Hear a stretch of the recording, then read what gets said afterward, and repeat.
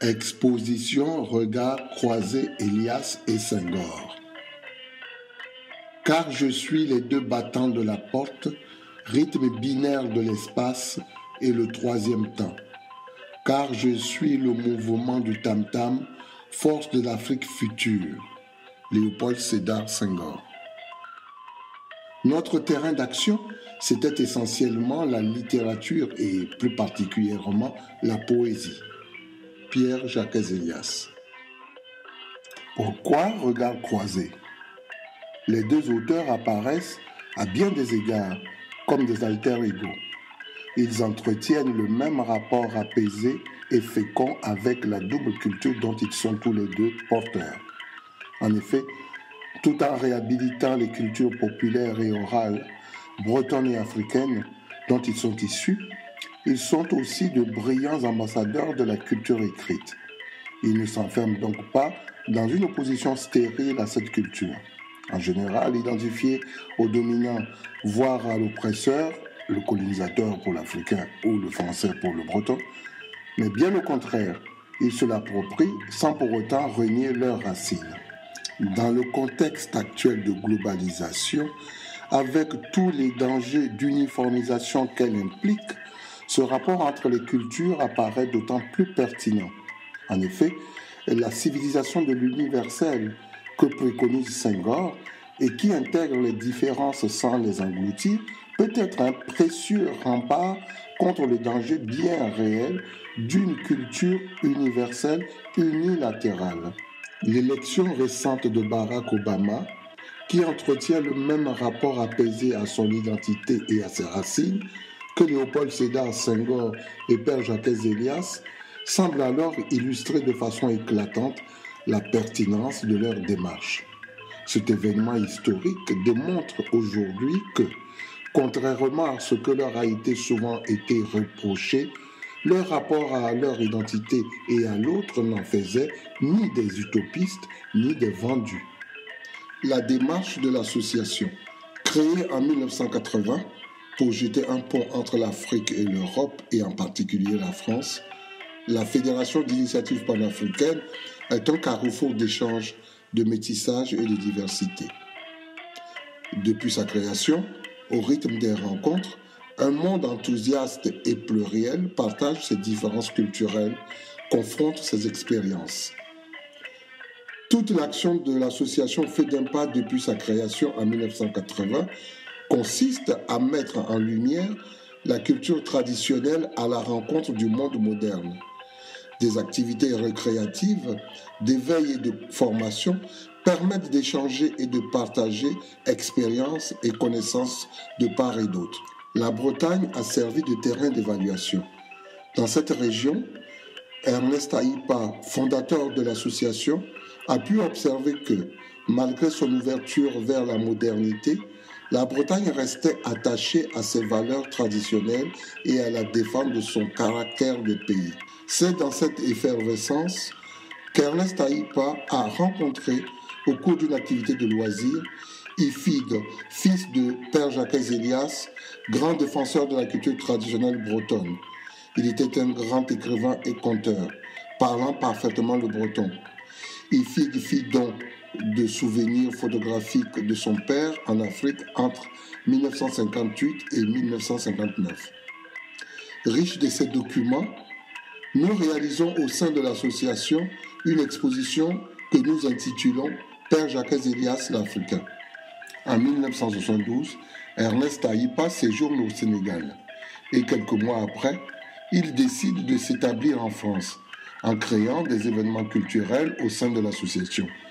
Il intensifie son action culturelle tournée vers la connaissance des pratiques traditionnelles en France et plus particulièrement en Bretagne et en Côte d'Ivoire par le collectage. Riche de toutes ces rencontres, nous décidons de créer un lieu dédié à la littérature en 2002. L'Institut Monde Afrique est né, avec deux espaces, l'un dédié à Léopold Sédar Senghor et l'autre à Pierre-Jacques Elias. L'exposition photographique que nous avons créée souligne le parcours des deux personnages, chacun dans sa démarche. Élise Monjaret, membre de l'association, a effectué un excellent travail de recherche et donne ainsi une pertinence et une belle précision à notre démarche.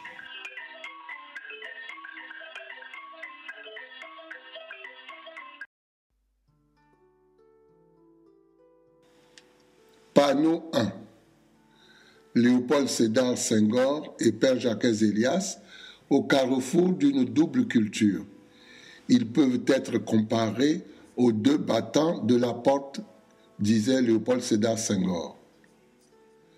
Léopold Sédar Senghor, l'enfant de Joal, dont la langue natale est le sérère, tout comme Père Jacques Elias, l'enfant de Paul Drésic, dont la langue natale est le breton, sont nourris d'une culture rurale et orale. Les intellectuels à double culture, bretonne française, orale écrite, rurale universitaire. Cette définition, si l'on remplace le terme bretonne par le terme africaine, s'applique parfaitement à Léopold Sédar Senghor. De même, Père Jacques Elias pourrait lui emprunter son vers, se présenter lui aussi comme les deux battants de la porte. Tous deux anciens cagneux, professeurs, ils marient cette culture orale et rurale à une culture écrite et universitaire qu'on lui oppose trop souvent, comme l'élite s'opposerait au peuple.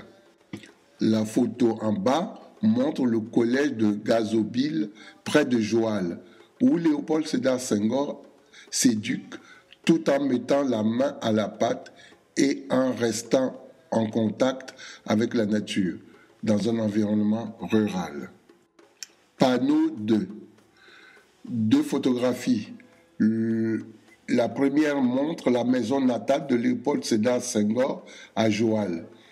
Et en bas, la maison natale de Père Jacques Elias à Paul Drésic. Panneau 3. L'oralité au cœur d'un projet artistique et existentiel. Je suis un amoureux de la langue. J'aime bien surtout la langue parlée, le bruit que fait la langue. J'aime bien le timbre, la hauteur, les intensités, la musique de la langue, enfin. Père Jacques Elias. D'un point de vue artistique, pour les deux auteurs, l'oralité est indissociable d'une conception musicale de la langue et de la poésie. La grande leçon que j'ai reçue de Mahone, la poétesse de mon village, est que la poésie est chant sinon musique, et ce n'est pas là un cliché littéraire. Je persiste à penser que le poème n'est accompli que s'il se fait chant, parole et musique en même temps. Léopold Sédar Senghor. Ce titre, comme les Lamentins vont boire à la source, exprime en outre une idée de retour aux sources et de réappropriation d'une identité. Il nous permet donc d'introduire maintenant l'autre dimension de l'oralité, dimension profonde et existentielle. Panneau 4. L'encre du scribe est sans mémoire. Léopold Sédar Senghor. Oralité et réaffirmation d'une identité aliénée. Pour Léopold Sédar Senghor, comme pour Père Jacques Elias, l'oral permet de transmettre la mémoire de peuples méprisés, voire opprimés. Contexte colonial pour Léopold Sédar Senghor. Dans l'imaginaire raciste, l'oral est identifié à la barbarie, aux dominés, aux primitifs. Face à l'écrit identifié à la civilisation, aux dominants. Interdiction de parler breton à l'école pour Père Jacques Elias, qui, quêteur de mémoire, parcourt la Basse-Bretagne armé d'un magnétophone et d'un crayon pour recueillir témoignages et traditions. En bas du panneau, le livre de Pierre Jacques Elias, Le quêteur de mémoire. Panneau 5. Oh, Congo, oh, pour rythmer ton nom grand sur les eaux, sur les fleuves, sur toute mémoire, que je meuve la voix des Kora Koyaté. L'encre du scribe est sans mémoire. Le Kaya Mangan de Léopold Sédar Senghor. Par conséquent, dans les deux cas, perpétuer une tradition orale ne relève pas d'un folklore. Le terme le plus calamiteux que je connaisse, dixit Père Jacques Elias. Plus ou moins artificiel, il s'agit d'une nécessité intime, vitale et morale, se réapproprier et exalter une identité aliénée. Panneau 6. La photographie en haut montre l'église de Paul-Drézic, le village de Père Jacques Elias. Les fabrications de patrimoine, je n'ai jamais fait cela, absolument pas. J'ai décrit la civilisation dont j'étais le fils. Je l'ai décrite vraiment, jour par jour, fête par fête, dimanche par dimanche. Père Jacques Elias, refutant les accusations d'idéalisme et de folklorisme, de fabrication de patrimoine, il rappelle qu'il s'agit avant tout de transmettre un authentique vécu. La photographie en bas du panneau montre deux sonneurs assis sur des fûts, des tonneaux, jouant l'un le biniou et l'autre la bombarde. Panneau 7. Le cas de Léopold Sédar Senghor, oralité, réaffirmation existentielle et négritude. Pour asseoir une révolution efficace, il nous fallait d'abord nous débarrasser de nos vêtements d'emprunt, ceux de l'assimilation, et affirmer notre être, c'est-à-dire notre négritude. Dans le cas de Léopold Sédar Senghor, la transmission et la réhabilitation de l'oralité s'inscrivent dans l'affirmation de la négritude, concept culturel et non racial, souvent mal compris. La défense de sa culture est fruit d'un sursaut de dignité, voire d'orgueil, d'une nécessité de lâcher la bride à un cheval d'orgueil, dirait Père Jacques Elias. Il s'agit de remédier à une dépossession existentielle, exprimée avec douleur dans les vers suivants. Et cet autre exil plus dur à mon cœur, l'arrachement de soi, à la langue de ma mère, au crâne de l'ancêtre, au tam-tam de mon âme. Léopold Sédar Senghor, épître à la princesse. Panneau 8. Affirmer son identité face à une vision humiliante du nègre. Lors de son arrivée à Paris, le brillant étudiant de Cagnes, qui deviendrait le premier Africain agrégé de grammaire, découvre la vision humiliante du nègre en vigueur en France, que nous résumerons comme vision banania. Par conséquent, il éprouvera le besoin impérieux d'affirmer sa négritude. Il tiendra même envers le blanc des propos virulents qu'il n'a jamais reniés, bien loin de l'image de vendu au blanc qui lui colle parfois à la peau. Panneau 9. Un exemple de la virulence de certains propos est le poème Chaka. Il s'agit d'un dialogue entre la voix blanche, voix partiale, voix endormeuse, et Chaka, guerrier zoulou, mythifié dans ce texte en héros tragique de la négritude. Chaka. Et je vis un matin, sortant de la brume de l'aube, la forêt des têtes laineuses, les bras fanés, le ventre cave, des yeux et des lèvres immenses appelant un Dieu impossible. Pouvais-je rester sourd à tant de souffrances endurées? La voix blanche. Ta voix est rouge de haine, Chaka. Chaka. Je n'ai haï que l'oppression. Ce n'est pas haïr que d'aimer son peuple. Pourtant, la négritude n'est pas le repli identitaire auquel on la réduit souvent. Il s'agit de la réaffirmation indispensable de soi et d'une culture dans un contexte d'aliénation dont on a peut-être du mal, aujourd'hui, à mesurer la violence. Il s'agit, pour Léopold Sédar Senghor comme pour Père Jacques Elias, de remédier à une acculturation violente. Il est indispensable d'extirper, chez les Noirs comme chez les Bretons, un complexe d'infériorité profondément intériorisé qui empêche d'avancer. Panneau 10. C'est bien ce même travail quasi thérapeutique de reprise de confiance en soi que menait à bien Père Jacques Elias.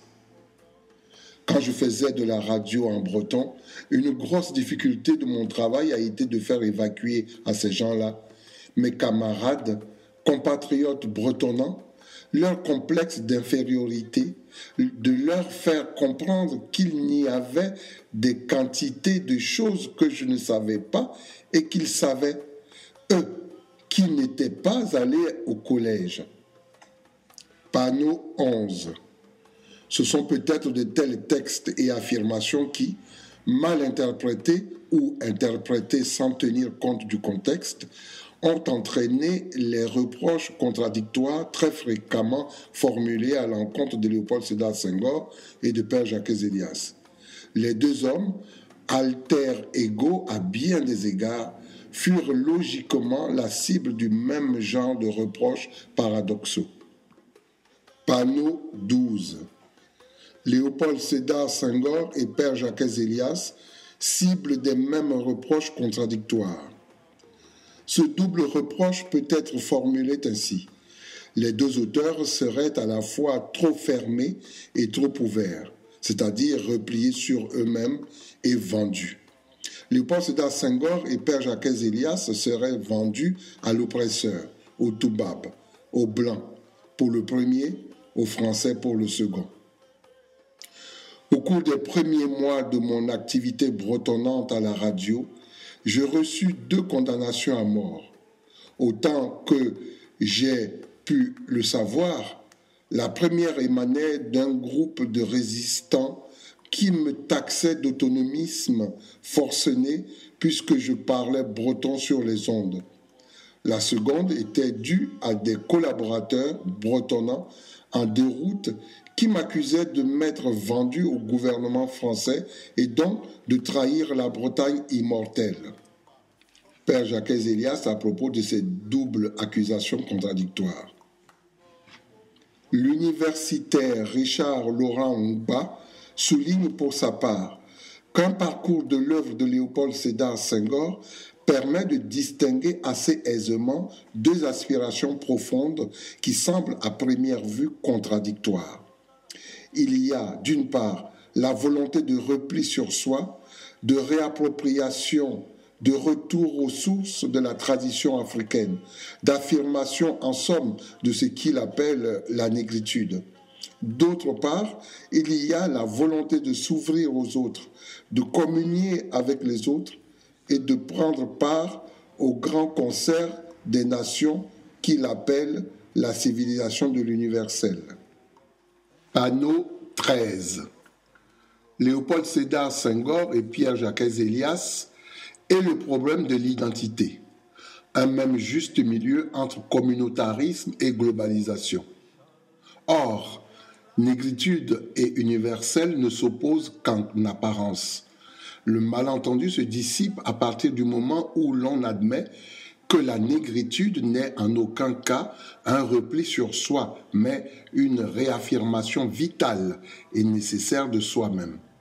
Elle doit être considérée comme une étape indispensable pour ensuite s'ouvrir sereinement à l'autre, y compris aux Français, aux Toubabs. Il faut d'abord être conscient de soi pour aller vers l'autre sans se renier ni se dissoudre dans l'universel. Sans tomber dans la psychologie de comptoir, résumons ce problème en rappelant qu'il faut d'abord s'aimer soi-même pour vraiment aimer les autres. En effet, ni repliés sur eux-mêmes, ni vendus, Léopold Sédar Senghor et Père Jacques Elias optent en réalité pour le rapport à l'autre le moins stérile qu'il soit. Ils ne se laissent ni enfermer dans un communautarisme étroit, ni déposséder de leur identité en se laissant engloutir par un universel qui effacerait leurs différences. Panneau 14. Contre la civilisation universelle du colonisateur. La civilisation de l'universel de Léopold Sédar Senghor. Ainsi, Léopold Sédar Senghor préconise une civilisation de l'universel et non pas, bien entendu, une civilisation universelle hégémonique qui impose son modèle à tout le monde. Si c'est bien au nom de valeurs décrétées universelles que le colon a imposé par la force la civilisation et le progrès aux colonisés, la civilisation de l'universel s'oppose à cette conception. Elle oppose à la civilisation universelle qui engloutit les différences une civilisation de l'universel qui les prend toutes en compte. Bien loin de formuler des théories contradictoires, Léopold Sédar Senghor trouve un précieux juste milieu entre le communautarisme et l'universalisme hégémonique. Il propose la relation la plus harmonieuse à l'autre. Père Jacques Elias, breton et fier de l'être et français, choisit ce même rapport serein et apaisé à l'autre. Ceci implique de se réconcilier avec le passé sans se renier et d'intégrer la culture identifiée à l'oppresseur. Une identité complexe et riche est alors possible. Panneau 15. Deux métis culturels, amoureux et ambassadeurs aussi de l'écrit. Ainsi, si Léopold Sédar Senghor et Père Jacques Elias réhabilitent l'oralité, ils ne se réduisent pas pour autant à la figure du conteur ou du griot. Celle-ci peut parfois devenir une image d'Épinal et perpétuer l'association réductrice entre le noir, le breton et la seule oralité.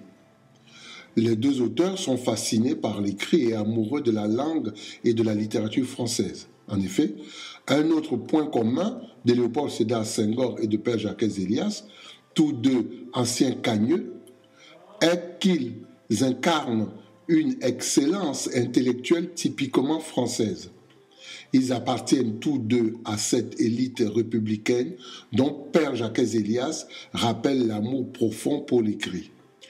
L'élite républicaine de l'époque, c'est-à-dire que nous n'étions pas très nombreux, nous étions une vingtaine de cagneux. Nous étions en réalité tous animés d'une certaine affection pour la littérature, pour la chose écrite. Père Jacques Elias dans Skol Vraise. Panneau 16. Quant à Léopold Sédar Senghor, premier agrégé africain de grammaire et académicien, quelle plus belle déclaration d'amour à la langue et à la culture française que Père Jacques Elias n'aurait sans doute pas renié que celle-ci. Mais on me posera la question, pourquoi dès lors écrivez-vous en français ? Parce que nous sommes des métis culturels, parce que si nous sentons un nègre, nous nous exprimons en français, parce que le français est une langue à vocation universelle, que notre message s'adresse aussi aux Français de France et aux autres hommes, parce que le français est une langue de gentillesse et d'honnêteté. Qui a dit que c'était une langue grise et atone d'ingénieurs et de diplomates ? Bien sûr, moi aussi, je l'ai dit un jour pour les besoins de ma thèse. On me le pardonnera, car je sais ses ressources pour l'avoir goûté, mâché, enseigné, et qu'il est la langue des dieux. Écoutez donc Corneille, Lautréamont, Rimbaud, Péguy et Claudel. Écoutez le grand Hugo. Le français, ce sont les grandes orgues qui se prêtent à tous les timbres, à tous les effets, des douceurs les plus suaves aux fulgurances de l'orage. Il est, tour à tour, ou en même temps, flûte, hautbois, trompette, tam-tam et même canon. Père Jacques Elias et Léopold Sédar Senghor sont donc tous les deux des intellectuels au carrefour de deux cultures. Un rapport apaisé et fécond s'établit entre ces deux cultures, au moins dans le domaine de la création. Panneau 17. Contre le reproche d'inefficacité, deux intellectuels et poètes avant tout.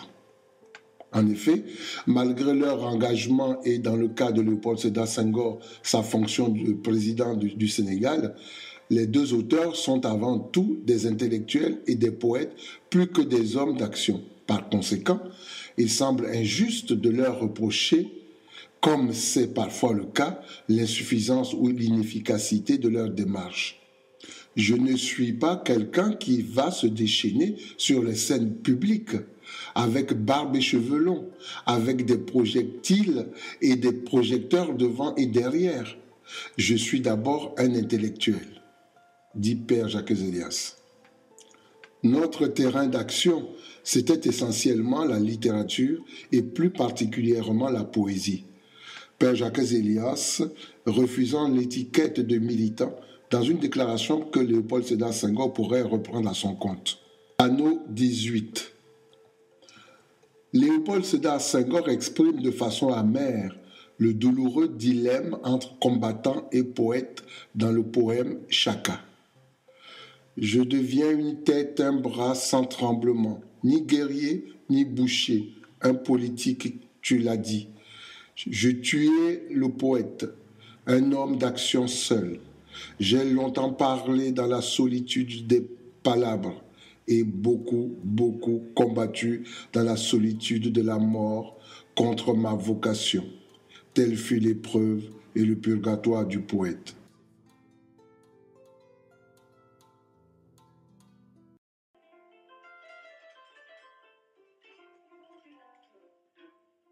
Panneau 19.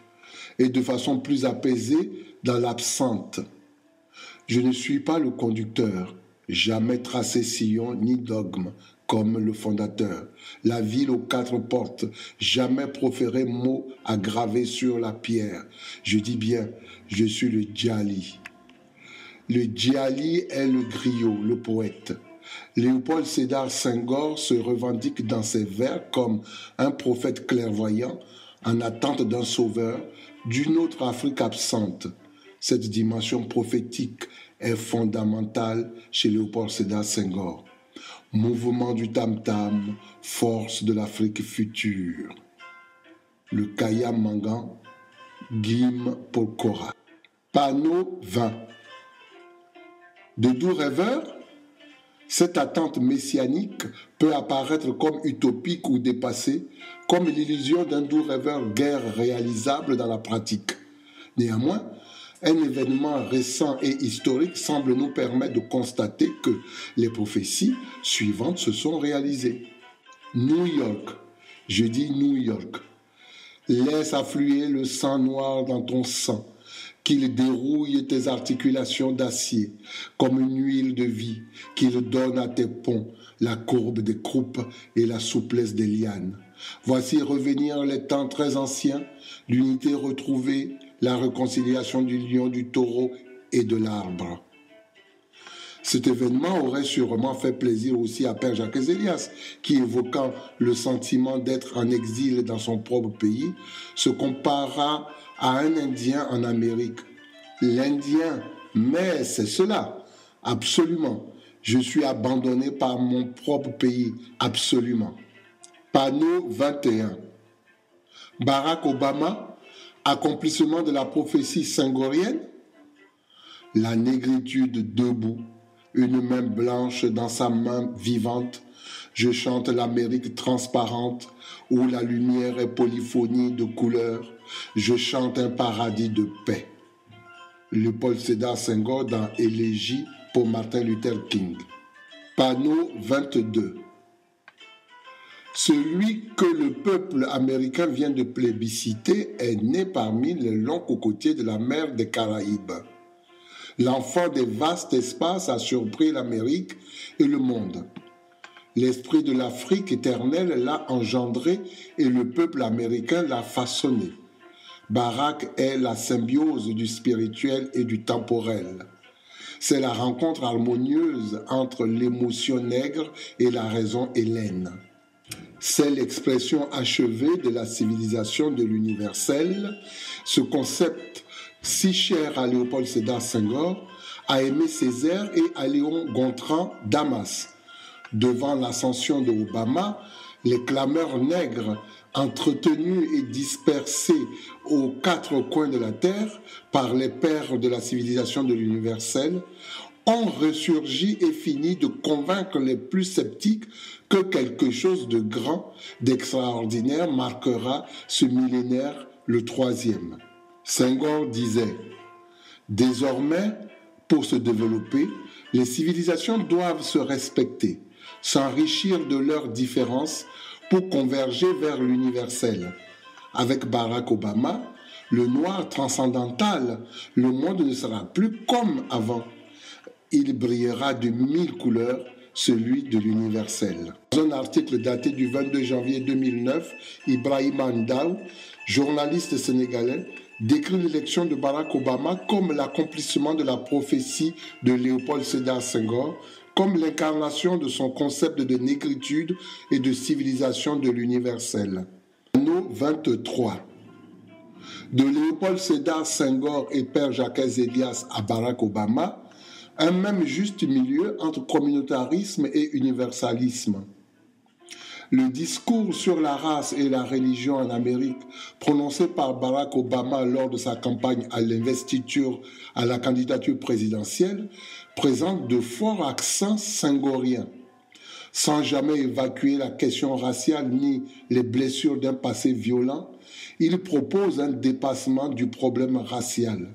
Ainsi, il ne se présente pas comme le candidat des Noirs, mais comme le candidat d'une Amérique réunifiée.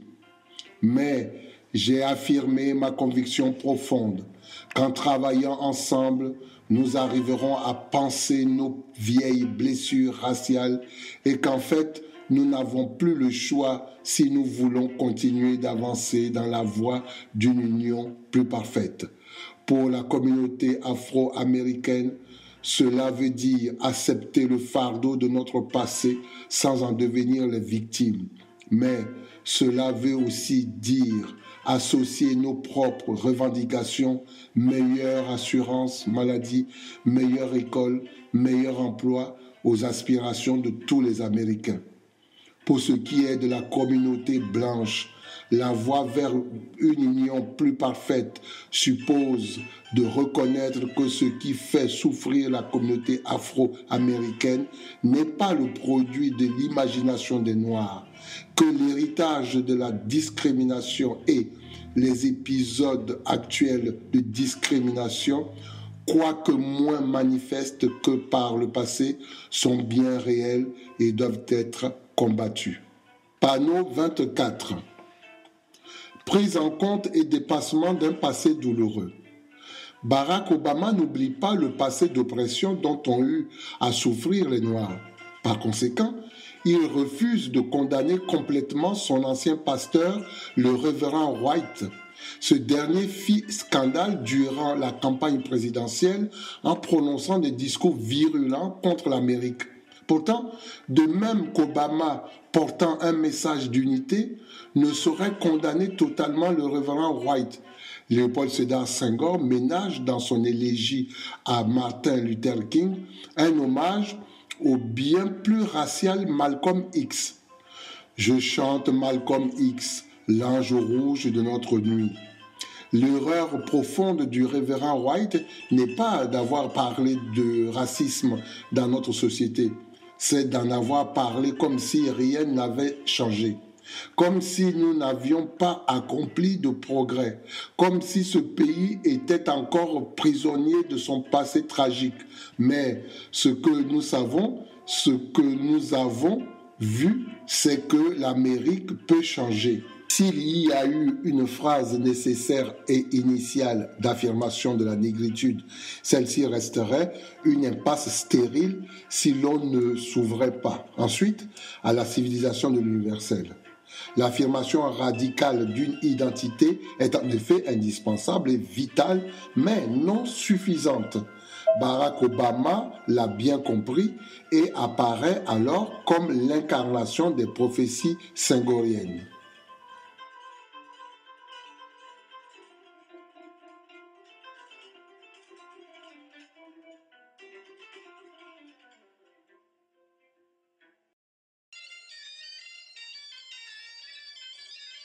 Anneau 25. Cette reconnaissance de la lutte des générations antérieures Cette intégration du passé sans s'y laisser enfermer trouve son écho dans ce poème de Père Jacques Elias, hommage aux indispensables luttes des anciens pour préparer l'avenir. Dédicace. En l'honneur des anciens qui peinèrent jadis sous la braie ou la robe pour faire un autre monde, je raconte leur vie en estime et pitié. Quand le cheptel du monde filait doux en silence, eux sifflaient l'air du cheval d'orgueil, bien que n'ayant d'aubaine que l'odeur du festin. Il est bon que les jeunes veuillent passer les pères, mais l'entrave brisée vous laisse bec dans l'eau. Les talons morts du mal, vous voilà fait mouton. Sans hier et sans demain, aujourd'hui ne vaut rien.